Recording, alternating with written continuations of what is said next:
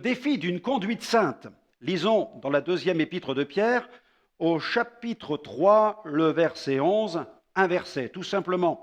Puisque tout cela est en voie de dissolution, combien votre conduite et votre piété doivent être saintes.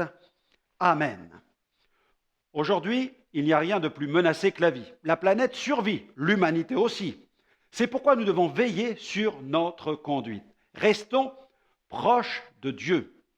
Devant ce processus qui semble irréversible, l'enfant de Dieu doit plus que jamais veiller sur sa conduite. Pierre parle de conduite, c'est-à-dire de manière de vivre. Un mot qui a été traduit à partir du grec qui a donné justement ces différentes traductions, manière de vivre, conduite, apparence, maintien, comportement, termes qui se rapportent principalement à la vie quotidienne.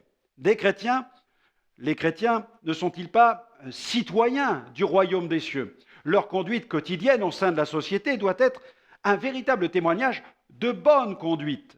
D'autres traductions ont été tirées aussi du terme grec anastophé.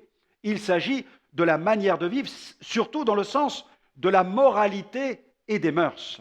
Pierre insiste sur la sainteté de notre conduite. La vie chrétienne ne doit donc pas être prise à la légère, car le manque de piété pourrait s'avérer fatal pour l'enfant de Dieu. La Bible dit dans Jérémie 48, verset 10, « Maudit soit celui qui fait avec négligence l'œuvre de l'Éternel. » Ce serait donc une grossière erreur que de chercher à se réfugier dans une sorte de sécurité éternelle.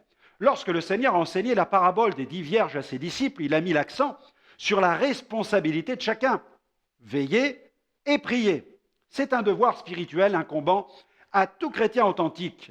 Le Seigneur veille sur nous, c'est vrai, mais nous devons aussi veiller sur nous-mêmes. Faisons notre part et gardons notre paix. Soyez ainsi assurés que Dieu fera largement la part qui lui incombe. Je vous recommanderai donc une prière aujourd'hui. Seigneur, je veux veiller à la qualité et à la quantité d'huile de ma lampe et m'assurer de son renouvellement quotidien.